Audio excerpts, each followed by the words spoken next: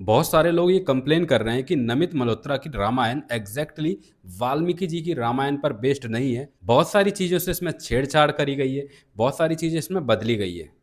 तो सबसे पहले तो मैं बता दूं कि ये सभी वो लोग हैं जिन्होंने कभी भी वाल्मीकि जी की रामायण पढ़ी नहीं है, और अगर इन्होंने पढ़ी होती तो इन्हें पता होता कि उसमें जो भी कुछ चीज़ें लिखी हुई हैं उन्हें अगर स्क्रीन पर दिखाया जाएगा ना तो आप खुद उन्हें डाइजेस्ट नहीं कर पाओगे। कोई भी सिनेमा हो, कोई भी आर्ट हो, उसे इस तरह से बनाया जाता है कि उसे बच्चे, बड़े, जवान सब एंजॉय कर सके, सब आराम से देख सके। लेकिन अगर वाल्मीकि जी की रामायण की बात करें तो उसमें जो भी कुछ मेंशन्ड है ना, उसे अगर स्क्रीन पर दिखा दिया तो फिर आपकी आंखें फटी की फटी रह जाएंगी और आपको विश्वास ही नहीं होगा कि यहाँ पर रामायण की बात हो रही है, प्रभु श्री राम की बात हो रही है। क्योंकि सबसे पहले जिस लक्ष्मण रेखा के बारे में आपने पूरी उम्र भर सुना होगा, देखा होगा, वह लक्ष्मण रेखा वाल्मीकि जी की रामायण में एग्जिस्ट ही नहीं करती है। जी हाँ दोस्तों, सुन के हैरानी हुई ना? अब सोच के देखिए कि ये सीन मूवी में दिखाया ही नहीं जाता, तब आपको कैसा लगता? तब आपको कुछ अजीब लगने लगता, क्योंकि बचपन से आपने जहां भी कोई भी रामायण का वर्जन देखा है उसमें लक्ष्मण रेखा को दिखाया गया है, जो कि ओरिजिनल वाल्मीकि जी की रामायण का पार्ट नहीं है। उसे बाद में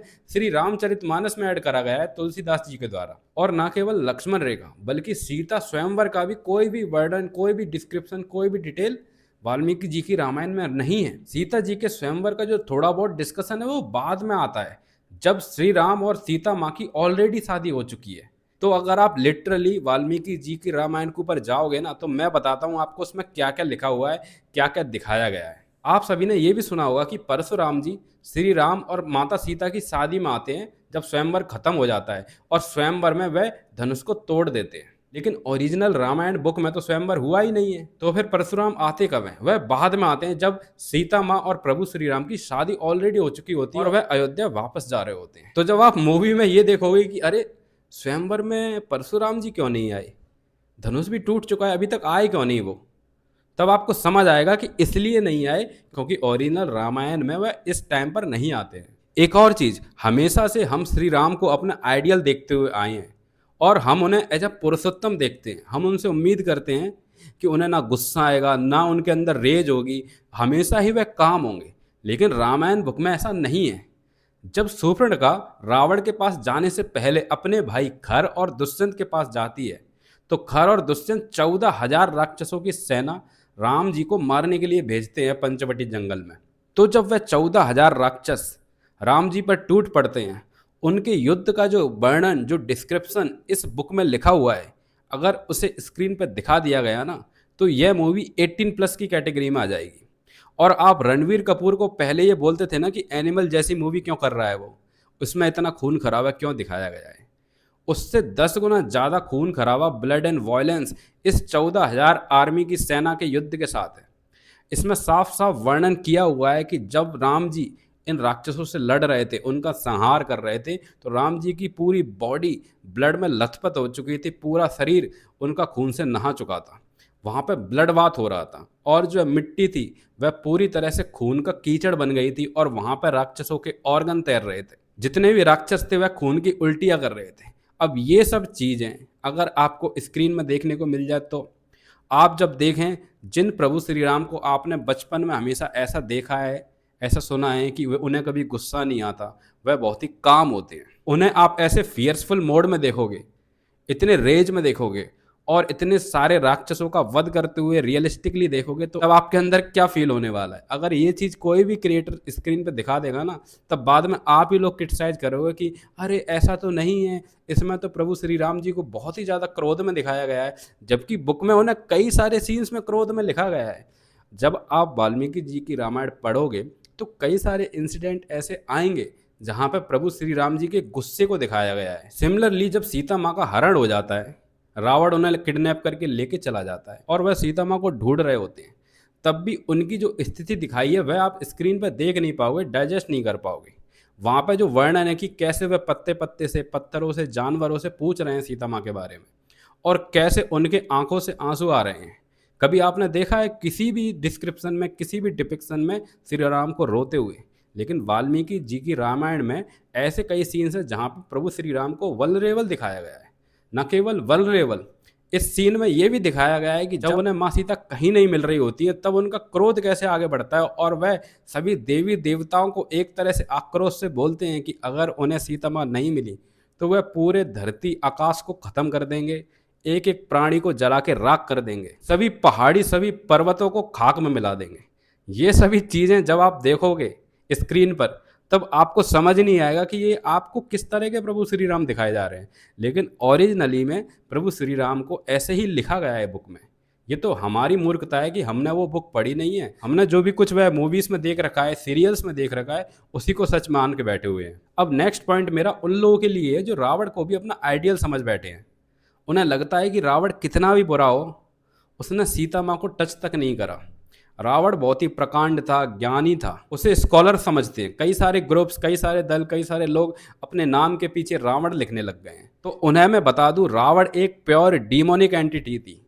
वह लस्ट से ड्रिवन पर्सन था। जब सुपर्णखा की नाक कट जाती है और वह रावण के पास जाती है, तो जिस तरह से सुपर्णखा माँ सीता को डिस्क्राइब करती है, उनके अंगों के बारे में बात करती है, उनकी बॉडी के बारे में बात करती है, उनकी ब्यूटी को डिस्क्राइब करती है रावण के सामने, अगर वह किसी भी डायरेक्टर क्रिएटर ने स्क्रीन पर दिखा दिया उस डिस्क्रिप्शन को, तो आपका खून खोल जाएगा। भले ही वह सब बातें एक राक्षसी कर रही है, लेकिन वह सब बातें किसी राक्षसी के मुंह से भी सुनना आप हजम नहीं कर पाओगे। और जब रावण सीता माँ का वह बॉडी डिस्क्रिप्शन सुनता है, तो उसके मन में बहुत सारे लस्टफुल थॉट्स आते हैं।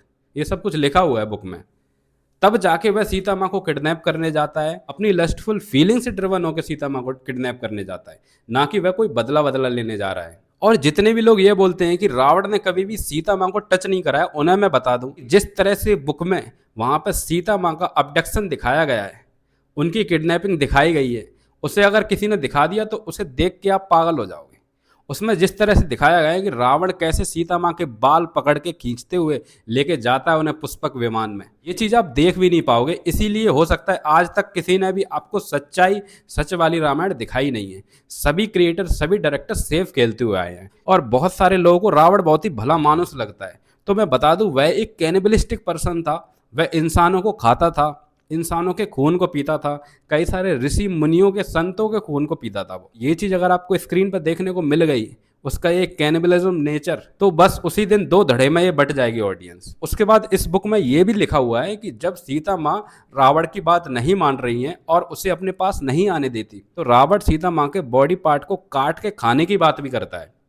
और वहां पे हमें रावण का ट्रू कैनिबलिस्टिक नेचर देखने को मिलता है। लेकिन इन सभी चीजों के बारे में कोई भी यूट्यूबर आपको नहीं बताएगा, क्योंकि सभी सेफ खेलते हैं, सभी अपने अपने प्रोपेगेंडा को पुश कर रहे होते हैं। अगर आपको रावण के इस नेचर के बारे में जानना है तो आप खुद पढ़ सकते हैं। आप पढ़िए सुंदरकांड के सर्ग 22 को, आपको पता चल जाएगा मैं क्या कह रहा हूं।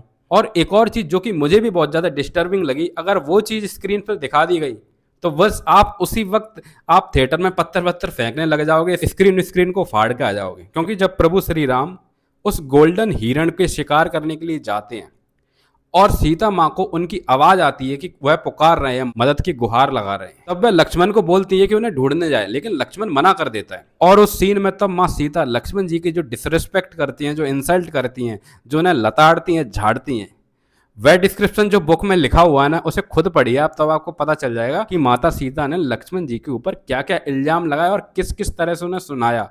तब जाके लक्ष्मण जी जाते हैं प्रभु श्री राम को ढूंढने के लिए। लेकिन आज तक not even a single movie और सीरियल ये चीज़ किसी भी तरह से दिखाई नहीं गई है कि वहाँ पर सीता माँ ने किस तरह से लक्ष्मण को बोला था कि वह प्रभु श्री राम को ढूंढने पर मजबूर हो गए। अगर इसके बारे में भी आपको डिटेल में जानना है तो आप वाल्मीकि जी की रामायण के अरण्यकांड के सर्ग 45 को पढ़िए, तब आपको पता चल जाएगा कि मैं क्या कह रहा हूँ। तो अब तक तो आपको समझ आ जाना चाहिए कि क्यों वाल्मीकि जी की रामायण की एग्जैक्ट डिपिक्शन पॉसिबल ही नहीं है, और ना ही 2026 में ऑडियंस रेडी है वो सब कुछ देखने के लिए। तो फिर जब भी कोई ये कंप्लेन करता है कि उसमें ऐसा एग्जैक्ट नहीं दिखाया गया, ऐसा एग्जैक्ट क्यों नहीं दिखाया गया, तो उन्हें मेरा ये वीडियो भेज देना, उन्हें समझ आ जाएगा कि क्यों नहीं दिखाया गया। बाकी आप लोगों का क्या सोचना है, क्या वाल्मीकि जी की रामायण को एग्जैक्टली स्क्रीन पर दिखाना पॉसिबल भी है? और वह सब सीन्स जो कि वाल्मीकि जी की रामायण में मेंशन्ड है, उन्हें अगर स्क्रीन पर दिखा दिया गया तो ऑडियंस का क्या रिएक्शन होगा, कमेंट में लिख के जरूर बताइए। बाकी ऐसे ही इंटरेस्टिंग डिस्कशंस के लिए please subscribe to my channel. मिलते हैं नेक्स्ट वीडियो में।